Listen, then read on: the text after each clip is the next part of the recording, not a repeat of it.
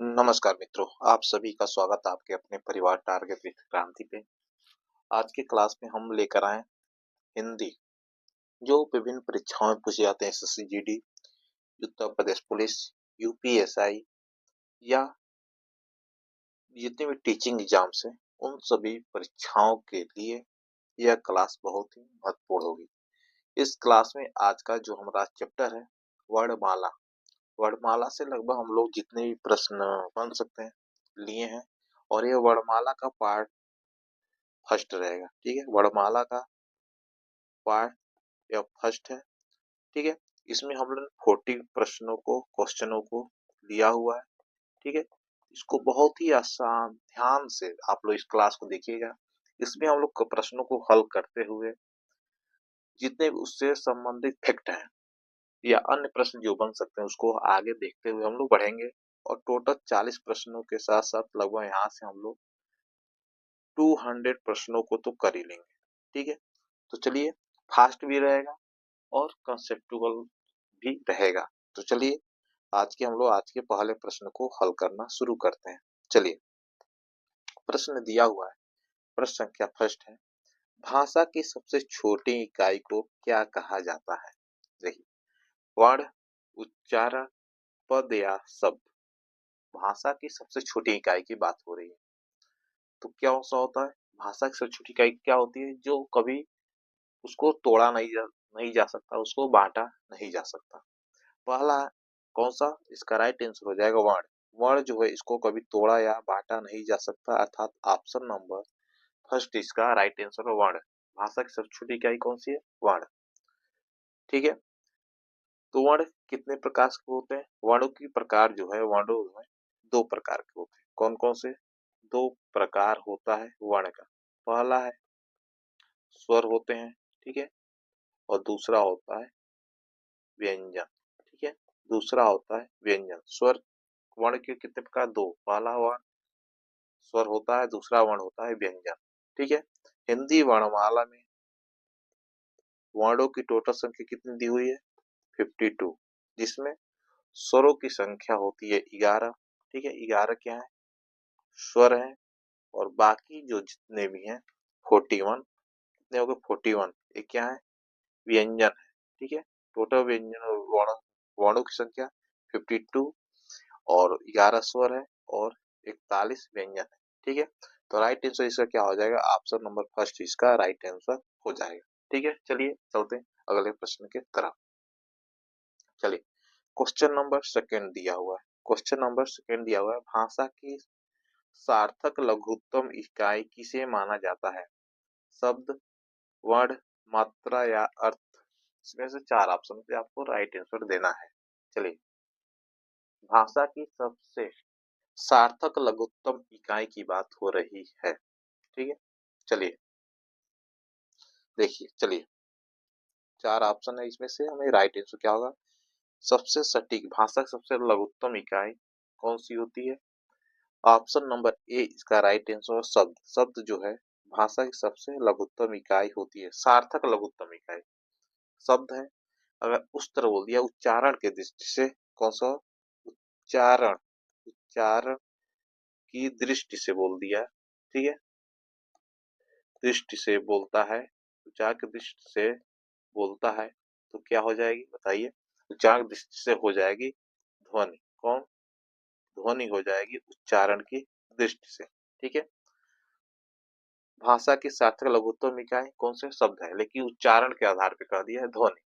ठीक है, जैसे मान ली दिया हुआ है क है, प है, अ है।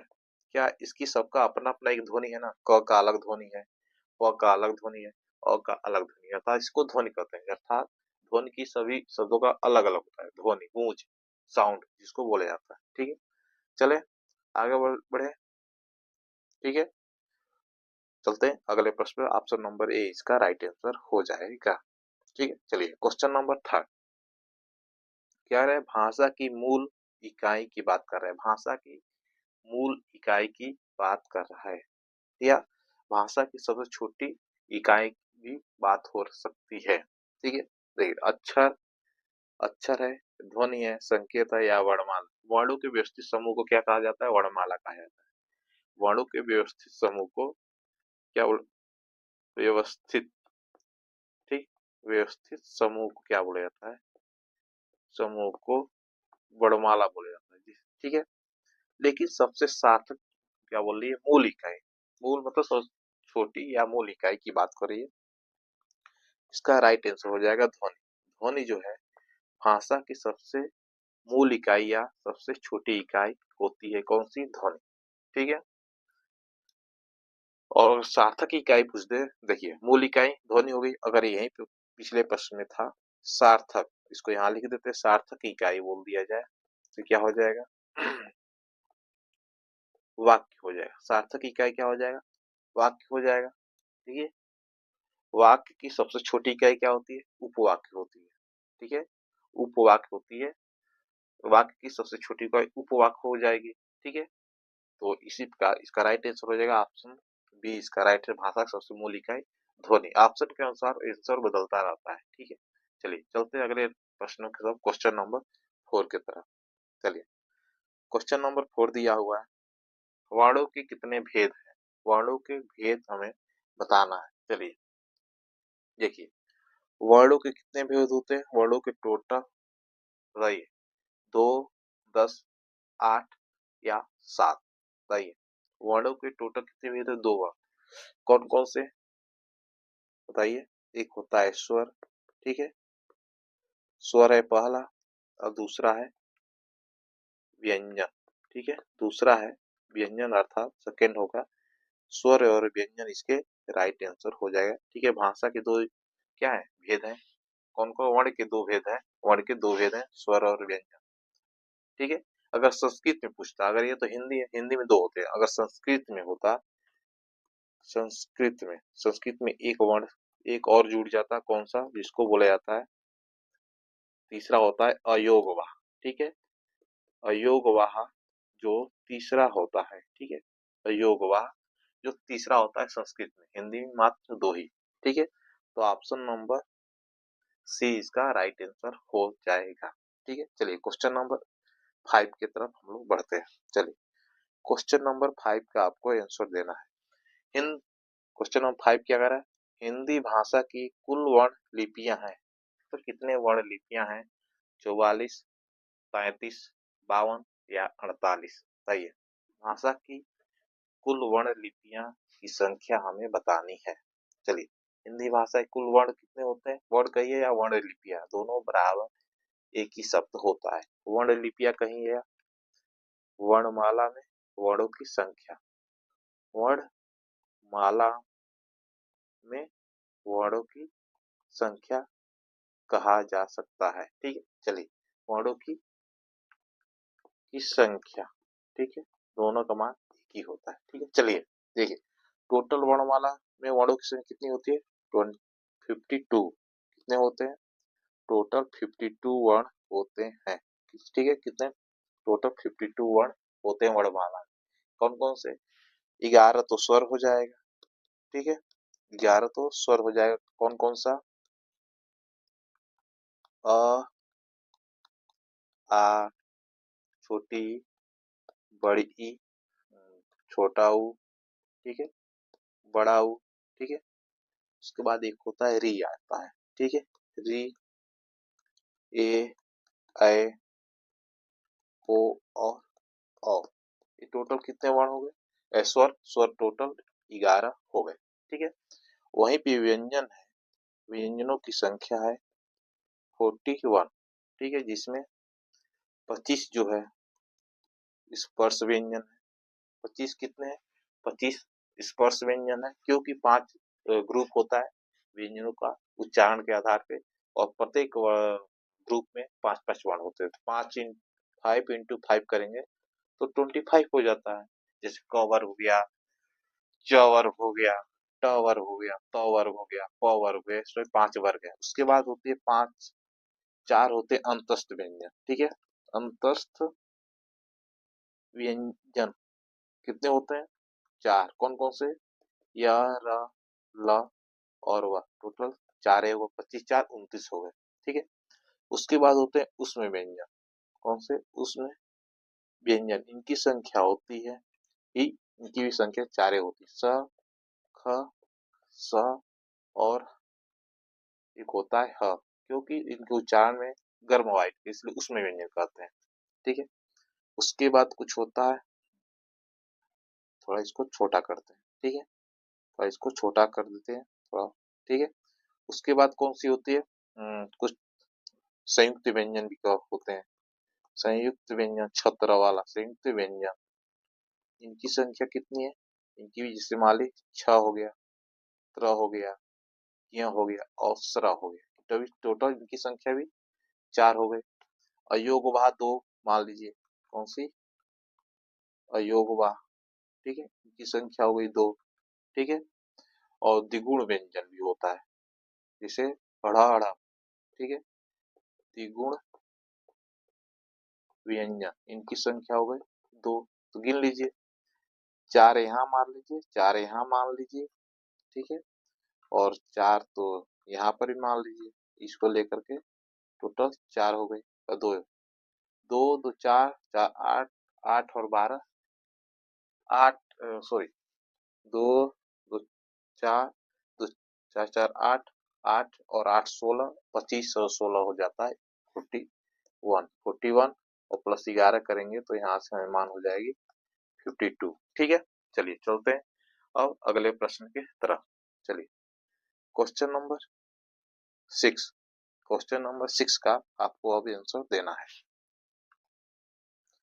लिपि, लिपि चिन्हों के क्रमबद्ध समूह को क्या कहते हैं? लिपिबद्ध चिन्हों के क्रमबद्ध समूह को क्या कहते हैं? तभी बताए थे, वर्णों के व्यवस्थित क्रम या लिपिबद्ध समूह जो होता है वर्णमाला कहलाता है। तो ऑप्शन इसका क्या हो जाएगा? ऑप्शन डी इसका राइट आंसर हो जाएगा। क्या कहलाता है? वर्णमाला। ठीक है, वर्णमाला। और टोटल 52 वर्ड। बार बार इसलिए लिखे हैं, तो आपको बार बार प्रश्न करने के बाद आप सही तरीके से इसको कर सकते हैं, याद हो जाएगा। एक ही क्लास में आपको पूरी वर्णमाला, संख्या, वर्णमाला किसे कहते हैं, अच्छे तरीके से आपको याद हो जाएगा। इसलिए मैं बार बार आप लोगों से रिपीट कर रहा हूँ। ठीक है, वर्णों के व्यवस्थित समूह क्या बोला जाता है? वर्णमाला। ठीक है, चलिए क्वेश्चन नंबर 7। कौन सा, कौन स्वर नहीं है? यहाँ पे हमें स्वर जो नहीं है उसको छांटना है। सही। अ, ये तो स्वर है। उ, छोटा उ है, यह भी स्वर है। ए, यह भी स्वर है। अर्थात जो ब है, यह क्या है? एक व्यंजन है। ठीक है, यह क्या है? एक व्यंजन है ब। ठीक है, ब एक व्यंजन है। ठीक है, तो ऑप्शन डी इसका राइट आंसर हो जाएगा। ठीक है, चलिए क्वेश्चन नंबर 8। इनमें से क्वेश्चन नंबर 8 का, इनमें से री क्या है? री क्या है? व्यंजन है, संयुक्त व्यंजन है, दोनों है या स्वर है? इसमें से आपको बताना है। चलिए, री क्या है? बताइए। चलिए आंसर करिए, इसमें से री क्या है? चलिए, री क्या आती है?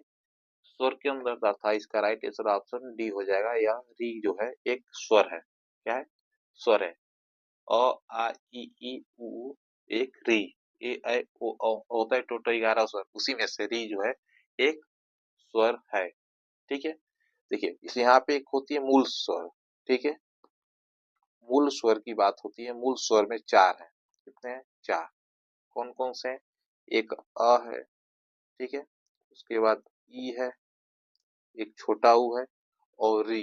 ये सभी क्या है? ये 4 री जो है, यह 4 मूल स्वरों के अंदर आ जाता है। री जो है मूल स्वरों के अंदर आ जाता है। ठीक है, और संयुक्त स्वर भी होते हैं।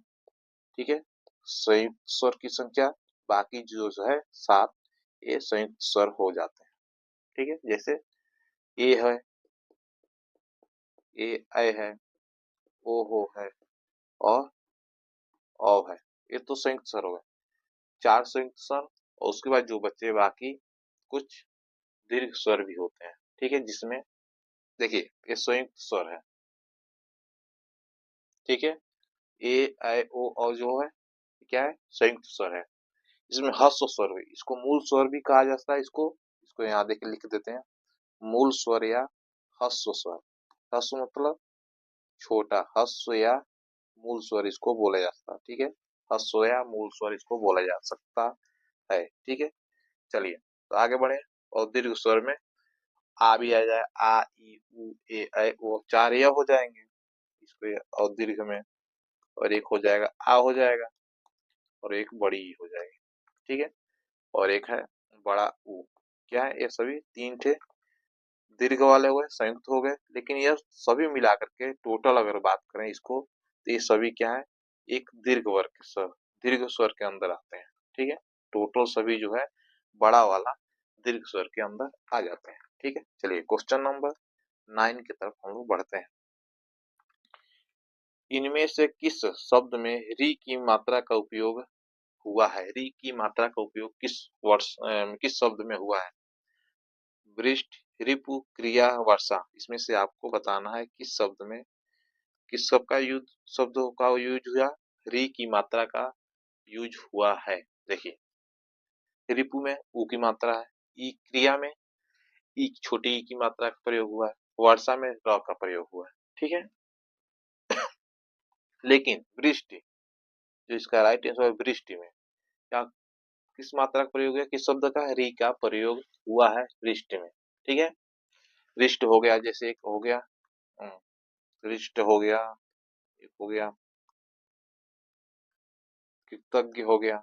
इसमें भी जो है नीचे वाली होती है आधा, यह री की होती है, नीचे वाली जो है यह री की मात्रा होती है, इसलिए वृष्टि में वो जो है नीचे वाली इसका मात्रा है, यह री की मात्रा मानी जाती है। ठीक है, जैसे मान ली कृष्णा हो गया। ठीक है, कृष्णा, कृष्णा में जो है नीचे वाली ये मात्रा है, यह री की मात्रा मानी जाती है, अर्थात ऑप्शन नंबर ए इसका राइट आंसर हो जाएगा। ठीक है, चलिए क्वेश्चन नंबर 10, कौन सा, क्वेश्चन नंबर 10 की तरफ हम लोग आगे बढ़ते हैं। ठीक है, चलिए, जिनका उच्चारण स्वतंत्र रूप से होता है और जो व्यंजन के उच्चारण में सहायक होते हैं उसे कहते हैं, बताइए। जिनका उच्चारण स्वतंत्र होता है, अर्थात किसका स्वतंत्र उच्चारण होता है, स्वर का, तो ऑप्शन बी हो जाएगा ना, स्वर का उच्चारण स्वतंत्र होता है और वो व्यंजन के उच्चारण में क्या करते हैं, अपना सहयोग करते हैं, सहायता करते हैं। ठीक है, तो ऑप्शन बी इसका राइट आंसर हो जाएगा, व्यंजन हो जाएगा। ठीक है, चलिए क्वेश्चन नंबर 11, स्वरों की संख्या 11 में 11, 11वां प्रश्न नंबर है, और यहाँ पे हमें स्वरों की संख्या पता करना है। देखिए, हिंदी में हो जाते हैं कितने, 11 हो जाएंगे ना। देखिए, इसका राइट आंसर क्या होगा, 11, हिंदी में अगर पूछेगा तो 11 हो जाएंगे। ठीक है, हिंदी में 11 हो जाएंगे, वही संस्कृत में पूछता, यहाँ पे स्वरों की संख्या हो जाती 13। कहाँ पे, संस्कृत में। ठीक है, संस्कृत में स्वरों की संख्या हो जाती 13, हिंदी में 11। ठीक है, चलिए, और प्राकृतिक पूछता तो 10 हो जाता है, क्योंकि एरी वाला वो प्रकृति में नहीं मानता है। ठीक है, यहाँ पे प्राकृतिक, प्राकृतिक में कितने हो जाते हैं, उसकी संख्या 10 हो जाती है। ठीक है, और संस्कृत में 13, और हिंदी में पूछ रहा है तो 11 इसका राइट आंसर हो जाएगा। ठीक है, चलिए क्वेश्चन नंबर 12 की तरफ हम लोग बढ़ते हैं। ठीक है, क्वेश्चन नंबर 12 का आंसर दीजिए। स्वरों का उच्चारण जो क्या कहलाता है, व्यंजनों की सहायता से होता है या तो नहीं होता है, अनुस्वार की सहायता से होता है या भी नहीं होता है, अनुनासिक सहायता से होता है या भी नहीं होता था, बिना किसी सहायता से होता है, ऑप्शन डी में दिया हुआ है। स्वरों की सहायता, स्वरों का उच्चारण क्या होता है, बिना किसी की सहायता से होता है, ऑप्शन डी इसका राइट आंसर हो जाएगा। कौन सा, ऑप्शन डी इसका राइट आंसर होगा। ठीक है, चलिए, स्वरों का उच्चारण क्या होता है, बिना किसी की सहायता से होता है। ठीक है, चलिए क्वेश्चन नंबर 13, क्वेश्चन नंबर 13 को करते हैं। स्वर किसका भेद है, स्वर किसका भेद है, स्वर को किसका भेद माना जाता है। हिंदी वर्ण वाला में वर्ण कितने हैं, दो, स्वर और व्यंजन। तो इसमें से पूछ रहा है वर्ण स्वर जो है किसके भेद होते हैं, बताइए। स्वर किसका भेद है, स्वर संधि का, समास का, लिंग का, या वर्ण का। क्या है, स्वर जो है वर्ण के भेद होते हैं। ठीक है, तो अभी बताए थे, बार बार प्रश्न रिपीट हो रहा है, प्रश्न के टाइप चेंज हुआ लेकिन आंसर एक ही आ रहा है। कौन कौन सा है?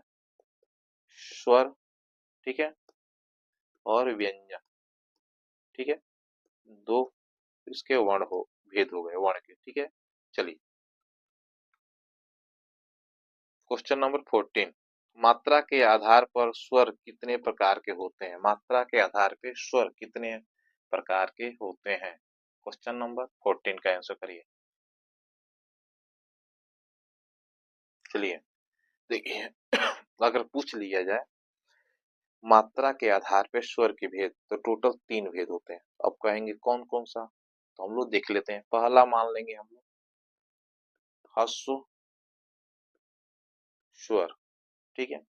ह्रस्व स्वर किसे बोलते हैं, इसको बता दीजिए। ह्रस्व स्वर जिन स्वरों के उच्चारण में एक मात्रा का समय लगता है। क्या होता है? जिन स्वरों के उच्चारण में एक मात्रा का समय लगता है उसको क्या बोलते हैं? ह्रस्व स्वर बोलते हैं। तो जैसे कौन कौन हुए? 4 स्वर थे। पहला हो जाएगा अ, ई, उ और री। ये सभी जो है यह ह्रस्व स्वर के उदाहरण है। दूसरा क्या है? दीर्घ स्वर, ठीक है। दीर्घ स्वर वाले कौन कौन से हैं? जैसे जिन स्वरों का उच्चारण ह्रस्व स्वर से दोगुना समय लगता है, 2 मात्रा का, ठीक है। इसको लिख दीजिए हम लोग, 2 मात्रा का समय लगता है। तो उदाहरण इसके क्या क्या है? बड़ा आ हो गया, बड़ी ई, बड़ा उ, ए, ऐ, ओ और औ। ये क्या है? सभी दीर्घ स्वर के अंतर्गत आते हैं। उसके बाद क्या है? तीसरा तीसरा होता है प्लुत स्वर, ठीक है।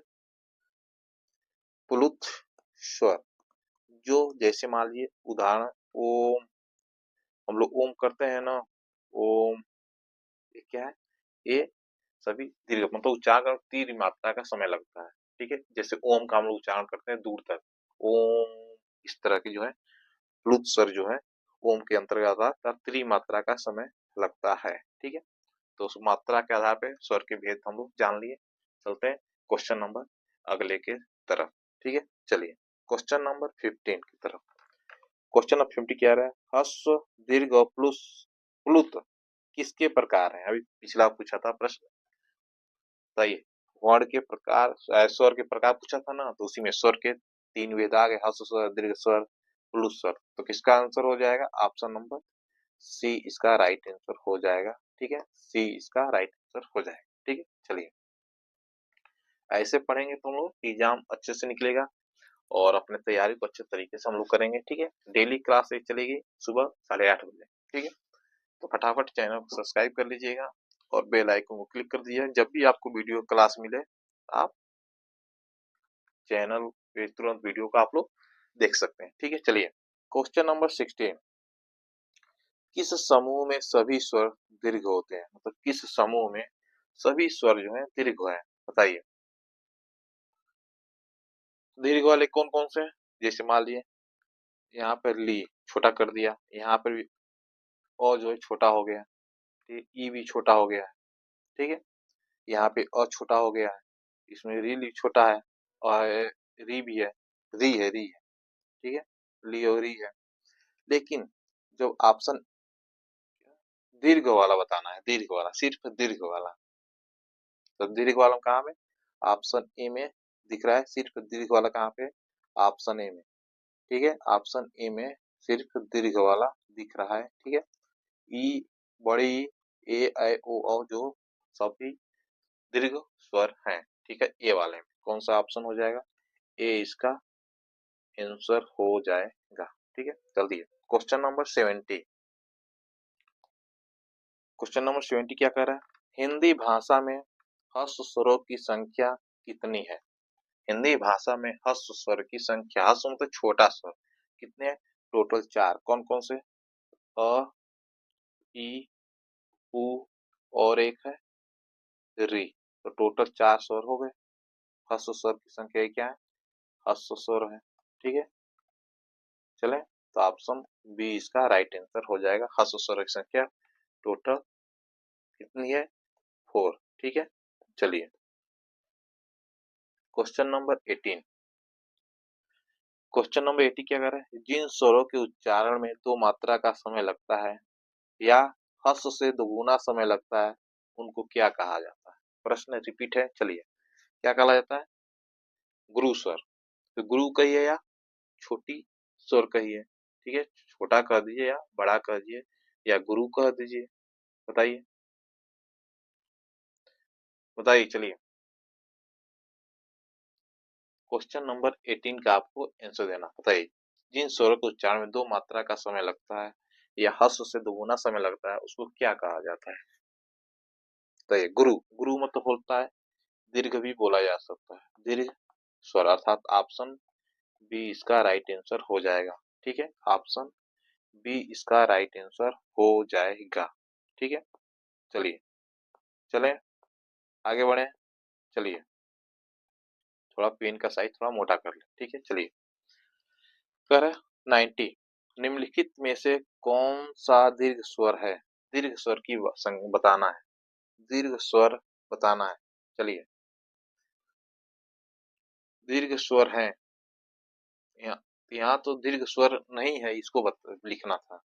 इसमें सभी दीर्घ हैं, बताइए। इसी में सब सब दीर्घ है, बताइए। अच्छा सॉरी, इसमें सिर्फ दीर्घ स्वर बना है, इसमें तो संयुक्त स्वर भी है।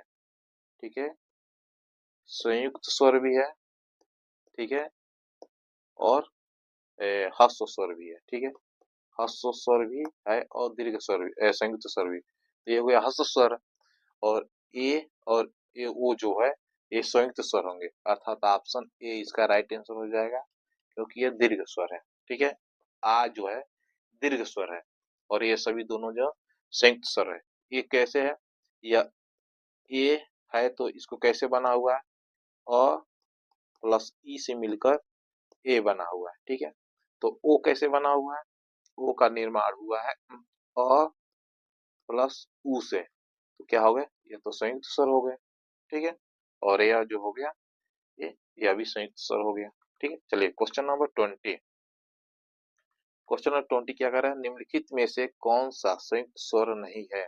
संयुक्त स्वर नहीं है उसको बताएं। यह तो है, नीचे वाला तो संयुक्त स्वर है और यह दीर्घ स्वर लग रहा है, बताइए। इसमें बता संयुक्त स्वर नहीं है उसको बताना है। यह भी है, यह भी है, यह भी है, अर्थात कौन सा नहीं है? ऑप्शन सी वाला, यह संयुक्त स्वर नहीं है, यह दीर्घ स्वर है। ठीक है, यह कैसा है?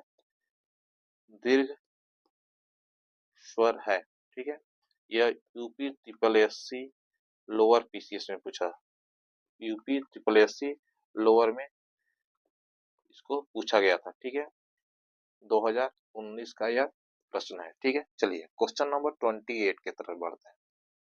क्वेश्चन नंबर 28, ठीक है, किस स्वर में उच्चारण में दीर्घ स्वर से भी अधिक समय लगता है? बताइए। अनुस्वार, अनुनासिक, ह्रस्व या प्लुत? बताइए किन स्वर के उच्चारण में दीर्घ स्वर से भी अधिक स्वर? कौन सा? पहला है ह्रस्व स्वर, ठीक है, उसके बाद है दीर्घ स्वर, उसके बाद है प्लुत स्वर। तो प्लुत स्वर इसका राइट आंसर हो जाएगा।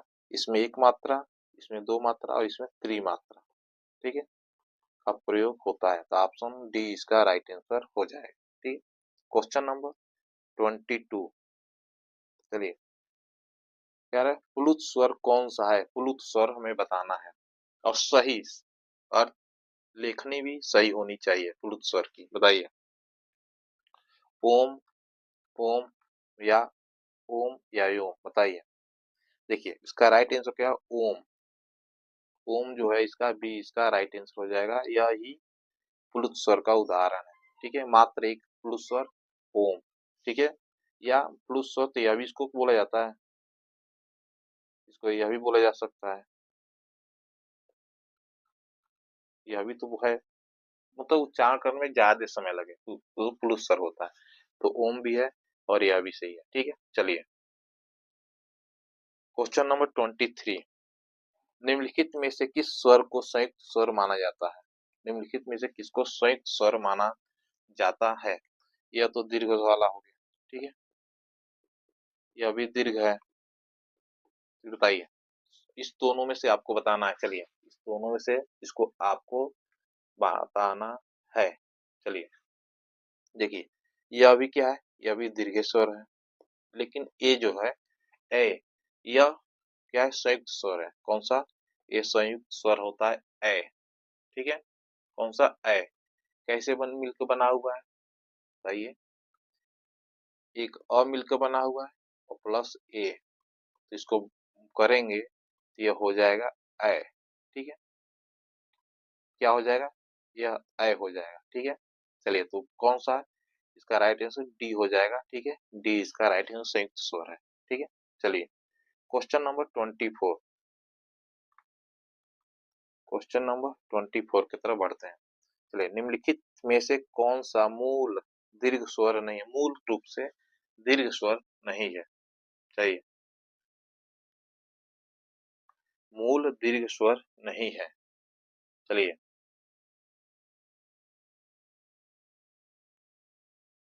बताइए, मूल दीर्घ स्वर। दीर्घ में कौन है? एक संयुक्त स्वर होता है और उसके बाद दीर्घ स्वर होता है, तो उसमें वाला है। देखिए, दीर्घ में भी दो है हो गया है। एक हो गया है संयुक्त हो गया है। ठीक है, और दूसरा दीर्घ ही है। दूसरा दीर्घ कर दिया था, इसमें भी दो बात बता दिया है। तो संयुक्त वाला बताना है। दीर्घ अ भी दीर्घ है, ई भी दीर्घ है, उ भी दीर्घ है, लेकिन कौन सा मूल दीर्घ स्वर नहीं है? तो ऑप्शन ओ, क्योंकि यह क्या है? एक संयुक्त स्वर होता है। ठीक है, क्या है? यह एक संयुक्त स्वर है। ठीक है, क्या है यह? एक संयुक्त स्वर है। कौन सा? ओ। ठीक है, ऑप्शन डी इसका राइट आंसर हो जाएगा। कौन सा? ऑप्शन डी इसका राइट आंसर हो जाएगा। ठीक, चलिए क्वेश्चन नंबर 25। ठीक है, क्वेश्चन नंबर 25 को बताइए, इनमें से समृद्ध स्वर कौन सा है? समृद्ध स्वर कौन सा है? चलिए, समृद्ध स्वर को क्या बोलते हैं? समृद्ध स्वर या उसको ऊंचा स्वर बोला जाता है। ऐसी ध्वनि, स्वर ऐसी ध्वनि होती है जिसमें बिना व्यंजन की ध्वनि बनाए या जीवा को मुंह में जितना संभव हो सके उतना ऊंचा ताल में समीप रखा जाता है। जैसे ई, ई, ई जो है एक सम्मिलित स्वर है। तो कौन सा? ऑप्शन बी इसका राइट आंसर हो जाएगा। ठीक है, बी इसका राइट आंसर हो जाएगा। ठीक है, और समृद्ध में मुख्यतः गोल और अर्ध समृद्ध। और समृद्ध में क्या होता है? मुंह गोल होता है और खुला होता है। समृद्ध स्वर कहलाता है। ऑप्शन इसका बी इसका राइट आंसर हो जाएगा। ठीक है, चलिए क्वेश्चन नंबर 26 की तरफ बढ़ते हैं। आज का प्रश्न संख्या 26 पे थोड़ा हम लोग फास्ट कर रहे हैं। देखिए, लगभग कुछ मिनट हुए, लगभग 30-35 मिनट, और हम लोगों ने 26 प्रश्नों को कर लिया व्याख्या के साथ। चलिए, हिंदी स्वरों का उच्चारण, हिंदी स्वरों का उच्चारण जब जीभ के भाग के आधार पर किया जाता है तो निम्नलिखित में से कौन सा भेद इसके अंतर्गत नहीं आता है? अग्र स्वर, मध्य स्वर, पश्च स्वर या विपरीत स्वर? बताइए। जीव, जीव के साथ कौन? जीव मान लीजिए ये किसी भी व्यक्ति का यह जीव है। ठीक है, यहाँ से कट गया है, तो ये जो आगे वाला हिस्सा होता है इसको क्या बोलाता है? इसको बुलाता है अग्र स्वर। अग्र स्वर, अगर जो भी स्वर जीव के अगले भाग से उच्चारण होता है उसको अग्र स्वर बोला जाता है। ये बीच वाली को, बीच वाले भाग को, इसको बोला जाता है क्या? इसको बोल दिया जाता है मध्य स्वर। ठीक है, और जो पीछे वाला होता है ये वाला हिस्सा, ठीक है, इसको बोला जाता है पश्च स्वर। तो स्वर जीव के आधार पर स्वर के 3 प्रकार है, तो कौन सा नहीं है? इसका कौन सा नहीं है इसको हमें बताना है। बताइए, तो इसका हो जाएगा विपरीत स्वर। ठीक है, विपरीत स्वर ही इसका राइट आंसर हो जाएगा। ऑप्शन नंबर डी, विपरीत स्वर जो है यह जीभ के आधार पे स्वरों का विभाजन नहीं करता है। ठीक है। और मुख की जो यह विपरीत स्वर जो है ये मुख के खुलने के आधार पे है। उसकी संख्या टोटल 4 होती है। उसके अंदर एक विपरीत स्वर आता है। ठीक है। एक विपरीत हो जाता है, अर्ध विपरीत, अर्ध समृद्ध और समृद्ध। टोटल मुख के खुलने के आधार पे है। ठीक है। और जीवा के आधार पे 3। ठीक है। जीवा के आधार पे 3 है और मुख खुलने के आधार पे 4। विपरीत, अर्ध विपरीत, समृद्ध या अर्ध समृद्ध, टोटल 4 हो गए। ठीक है। चलिए क्वेश्चन नंबर 27। कौन सा? क्वेश्चन नंबर 27 में हम लोग आगे बढ़ते हैं। अर्ध विपरीत स्वर है, अभी आ गया। मुख के आधार पे जो समृद्ध स्वर, अर्ध समृद्ध, विपरीत या अर्ध विपरीत जो प्रकार दिया था, टोटल 4 प्रकार, उसी में से एक को बताना है। चलिए कौन सा होगा? ए इसका राइट आंसर हो जाएगा। कौन सा? ए इसका राइट आंसर हो जाएगा। ठीक है। चलिए तो कौन सा होगा? अर्ध विपरीत। अब अर्ध विपरीत मतलब जिन स्वर के उच्चारण में मुख का द्वार आधा खुलता है, जैसे अ, ए, आ, ओ, अर्ध विपरीत कहलाते हैं। ठीक है। इसके आधार पे और कौन कितने हैं? ए तो हो गया, एक है अ है। ठीक है। उसके बाद आ भी है और उसके बाद ओ भी है। ये सभी कौन से हैं? यह अर्ध विपरीत के अंतर्गत आते हैं। ठीक है। चलें क्वेश्चन नंबर 28 की तरफ बढ़ते हैं। ठीक है। चलिए 28, निम्नलिखित में से कौन से मूर्धन्य व्यंजन है? मूर्धन्य व्यंजन के बारे में बात करना है, हम लोग व्यंजन के आधार पे आए। चलिए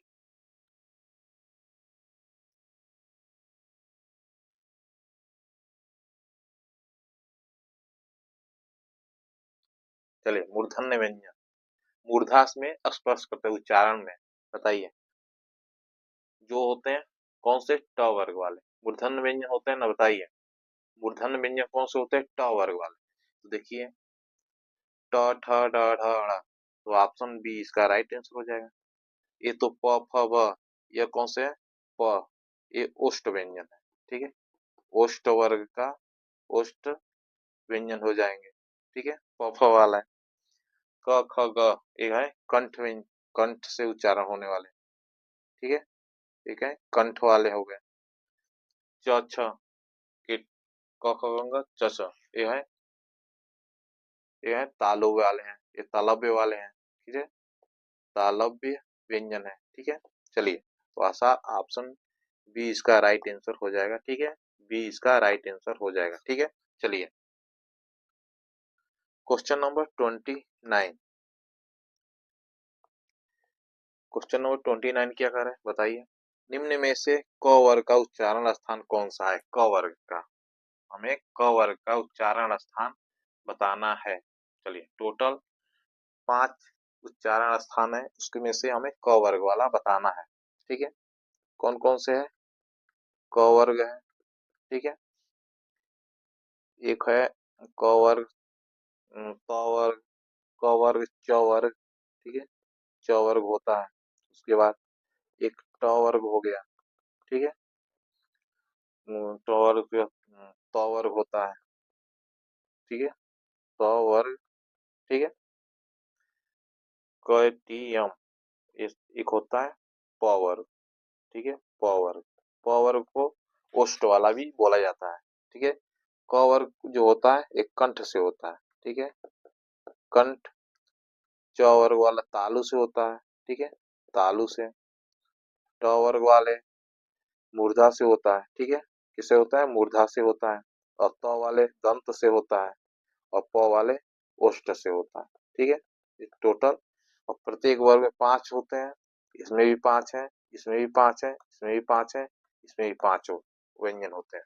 तो बताइए कौन सा राइट आंसर? तो कैसे कवर कैसे होता है? कंठ से, तो कंठ वाला इसका राइट आंसर हो जाएगा ऑप्शन बी में। ठीक है। कौन कौन से हैं? जैसे क, ख, ग, घ और हम लोग अंग, ये जो 5 हैं टोटल क वर्ग के हैं। ठीक है। चलें चलते हैं क्वेश्चन नंबर अगला, क्वेश्चन नंबर 13 की तरफ। ठीक है। चलिए य र ल व किस वर्ग के व्यंजन है? बताइए, किस वर्ग के व्यंजन है य र ल व? उसमें व्यंजन टोटल 4 होते हैं।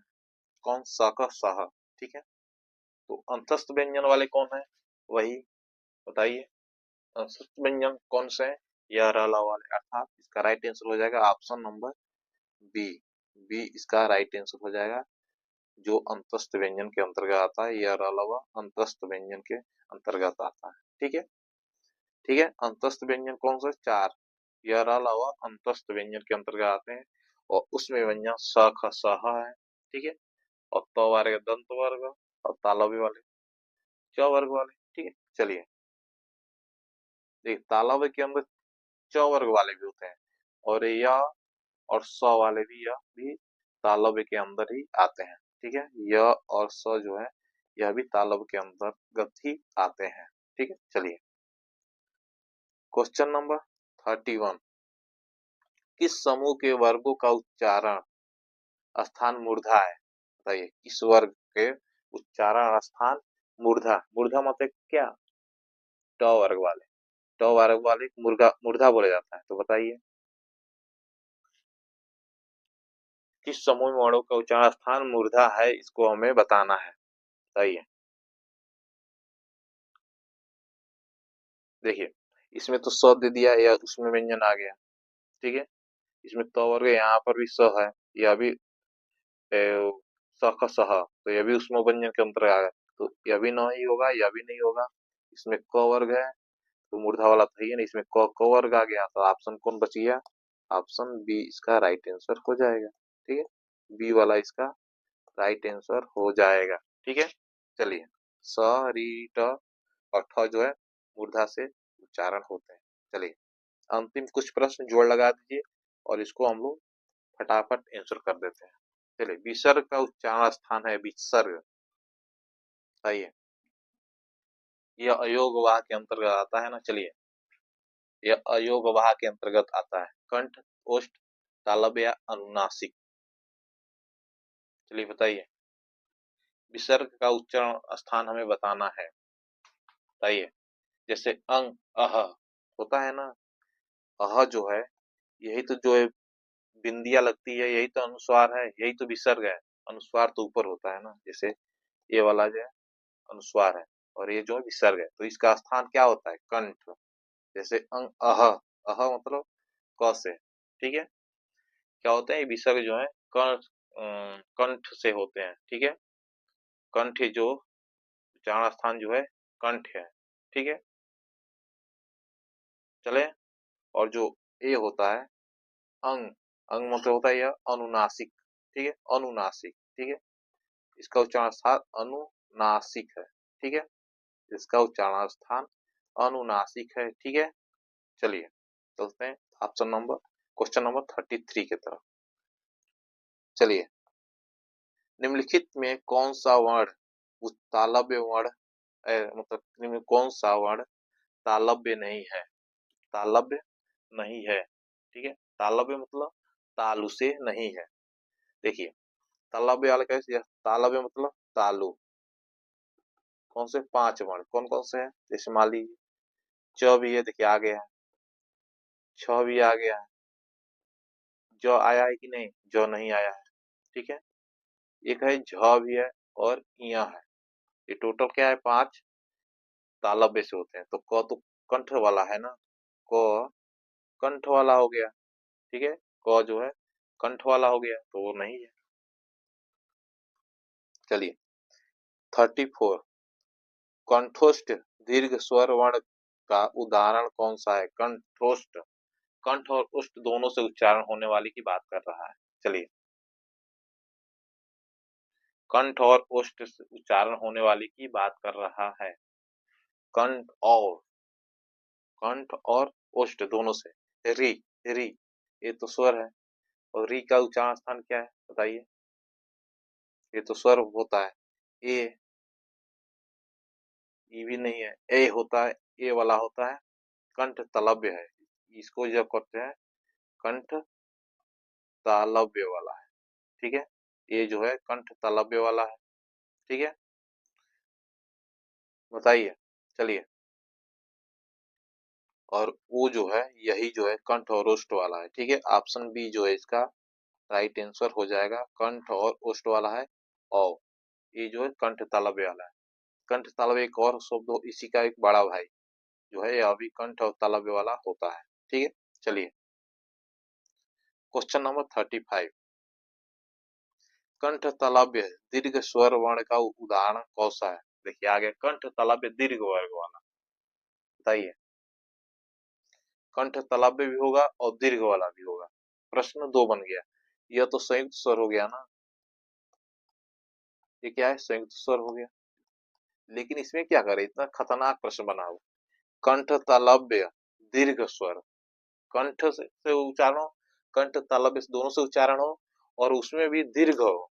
इसका देखिए शानदार प्रश्न ऑप्शन नंबर डी होगा। यह प्रश्न कहाँ पूछा गया था? यह यूपीएसआई में पूछा गया था। देखिए यह पूछा गया था यूपीएसआई 2021 वाले में। ठीक है, 2021 वाले में इसको पूछा गया था। ठीक है, 2000 यूपीएसआई 2021 9540 वाले में वैकेंसी में। ठीक है, ठीक है, चलिए ऑप्शन डी इसका राइट आंसर हो जाएगा। चलिए अंतिम 4-5 प्रश्न है, इसको फटाफट हम लोग करते हैं। कौन वर्ड प्लस चैनल को वीडियो को लाइक कर दीजिए। ठीक है, एक बार लाइक कर दीजिए मित्र। ठीक है, और चैनल को सब्सक्राइब कर दीजिए। सब्सक्राइब करके हमारा सहयोग करें मित्र, सहयोग करें। ठीक है, चैनल को वीडियो को लाइक कर दीजिए और चैनल को सब्सक्राइब करके बेल आइकन को क्लिक कर दीजिएगा। ठीक है, फटाफट, जैसे आपको नोटिफिकेशन मिल सके। चलिए, कौन वर्ड ओष्ठ नहीं है? ओष्ठ वाला कौन सा वर्ड नहीं है, हमें ये बताना है। म, ब, उ सभी क्या है, ओष्ठ वाले हैं, अर्थात डी इसका राइट आंसर। और आ का क्या है, ओष्ठ नहीं है, कंठ वाला है। आ कंठ से होता है। ठीक है, क्वेश्चन नंबर 37। निम्न में से वर्ण कंठ वर्ण कौन सा है? कंठ वर्ण मुझे बताना है। कंठ वर्ण हमें बताना है। चलिए